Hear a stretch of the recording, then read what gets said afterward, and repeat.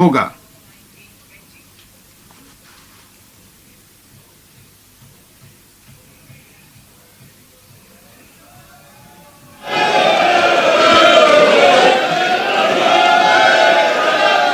This substantial increase हाल के वर्षों में हुई पर्याप्त वृद्धि विकास संभावनाओं और रोजगार सृजन में तेजी लाने, निजी निवेशों को जोरदार तरीके से बढ़ाने और वैश्विक मंदी के प्रति सुरक्षा कवच लगाने के सरकार के प्रयासों के मूल में है। प्रभावी पूंजीगत व्यय। केंद्र द्वारा प्रत्यक्ष पूंजीगत निवेश का राज्यों को सहायता अनुदान के माध्यम से पूंजीगत आस्तियों के सृजन के लिए किए गए प्रावधान द्वारा संपूर्ण किया जाता है। केंद्र के प्रभावी पूंजीगत व्यय का बजट 13.7% लाख करोड़ होगा, जो जीडीपी का 4.5% होगा।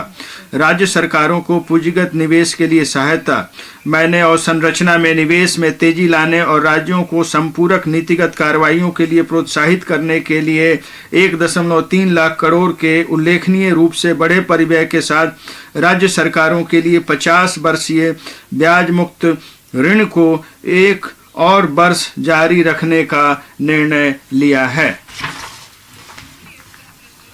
अवसंरचना में निजी निवेश हेतु अवसरों में वृद्धि करना। नव स्थापित अवसंरचना वित्त सचिवालय इंफ्रास्ट्रक्चर प्रधानतया सार्वजनिक संसाधनों पर निर्भर रहने वाले रेलवे, सड़क, शहरी इंफ्रास्ट्रक्चर और पावर सहित में और अधिक निजी निवेश के लिए सभी हितधारकों की सहायता करेगा। अवसंरचना की सुमेलित मास्टर सूची। अवसंरचना की सुमेलित मास्टर सूची की अमृतकाल के लिए उपयुक्त वर्गीकरण और वित्त पोषण फ्रेमवर्क की संस्तुति करने के लिए एक विशेषज्ञ समिति द्वारा समीक्षा की जाएगी। मैं रेलवे की बात कर रही हूं, अध्यक्ष महोदय। रेलवे के लिए 2.4 लाख करोड़ के पूंजीगत व्यय का प्रावधान किया गया है।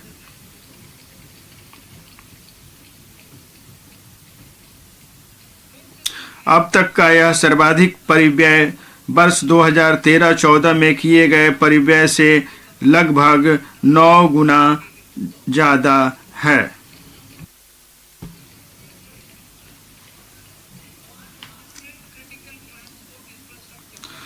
संभार तंत्र, लॉजिस्टिक, पत्तनों, कोयला, इस्पात, उर्वरक और खाद्यान्न क्षेत्रों के लिए शुरू से लेकर अंत तक संपर्क साधने के लिए 100 महत्वपूर्ण अवसंरचना परियोजनाएं अभिज्ञात की गई हैं। इन परियोजनाओं को निजी स्रोतों से 15,000 करोड़ रुपए सहित 75,000 करोड़ रुपए के निवेश के साथ प्राथमिकता दी जाएगी। क्षेत्रीय संपर्कता। हवाई क्षेत्र कनेक्टिविटी में सुधार करने के लिए 50 अतिरिक्त हवाई अड्डों, हेलीपोर्ट, वाटर एरोड्रम और एडवांस लैंडिंग ग्राउंड का पुनरुद्धार किया जाएगा। भविष्य के संधारणीय शहर।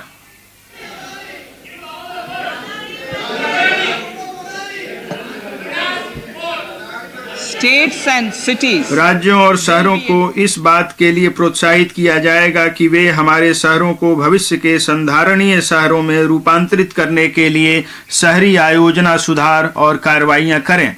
इसके लिए भूमि संसाधनों का कुशल उपयोग करना, शहरी अवसंरचना के लिए पर्याप्त संसाधनों का सृजन करना होगा, पारगमन उन्मुखी विकास करना होगा, शहरी भूमि की उपलब्धता और वहनीयता बढ़ानी होगी और सभी के लिए अवसर प्रदान करने होंगे।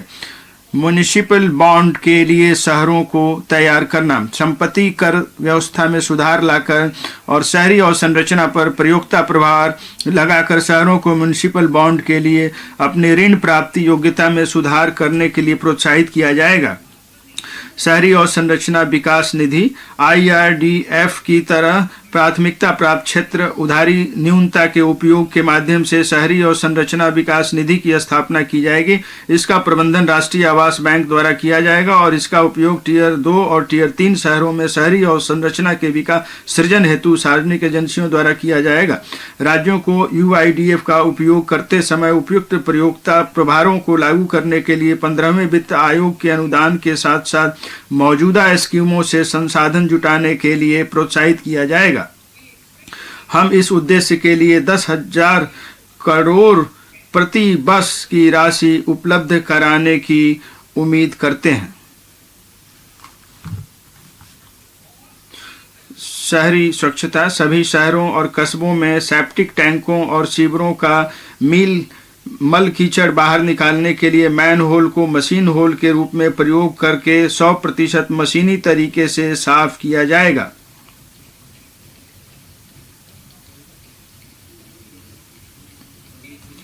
सूखे और गीले अपशिष्ट के वैज्ञानिक प्रबंधन पर विशेष ध्यान दिया जाएगा।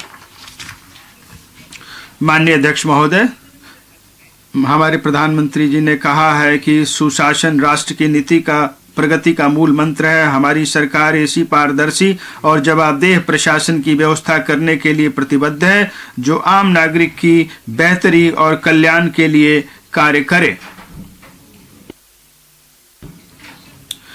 मिशन कर्मयोगी। मिशन कर्मयोगी के अंतर्गत केंद्र, राज्य और संघ राज्य क्षेत्र सिविल सेवकों के लिए क्षमता निर्माण योजनाएं तैयार और क्रियान्वित कर रहे हैं।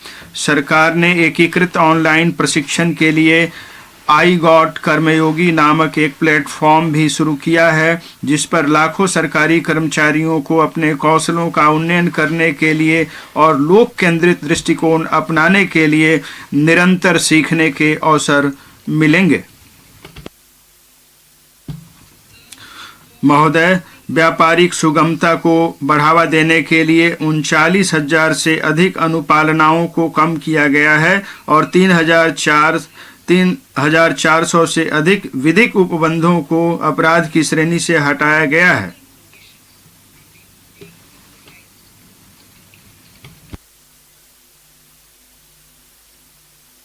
विश्वास आधारित शासन को बढ़ावा देने के लिए हमने 42 केंद्रीय अधिनियमों में संशोधन करने के लिए जन विश्वास विधेयक पेश किया है।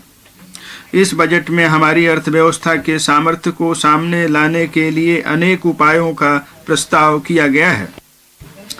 कृत्रिम बुद्धिमत्ता आर्टिफिशियल इंटेलिजेंस के लिए उत्कृष्टता केंद्र। कृत्रिम बुद्धिमत्ता को भारत में बनाएं और कृत्रिम बुद्धिमत्ता से भारत के लिए कार्य कराएं के विजन को साकार करने के लिए देश के शीर्ष शैक्षिक संस्थानों में कृत्रिम बुद्धिमत्ता के लिए 3 उत्कृष्टता केंद्र स्थापित किए जाएंगे। अग्रणी उद्योगपति कृषि, स्वास्थ्य और संधारणीय शहरों के क्षेत्रों में बहुविषयक अनुसंधान कराने, अत्याधुनिक एप्लीकेशन तैयार करने और मापनीय समस्याओं के समाधान तैयार करने में सहभागी होंगे। इससे कृषि बुद्धिमत्ता के कारगर इकोसिस्टम को प्रेरित करने और इस क्षेत्र में गुणवत्ता मानव संसाधनों को प्रशिक्षित किया जा सकेगा। राष्ट्रीय डाटा शासन नीति। स्टार्टअप्स और शिक्षाविदों द्वारा नवाचार और अनुसंधान शुरू करने के लिए राष्ट्रीय डाटा शासन नीति लाई जाएगी।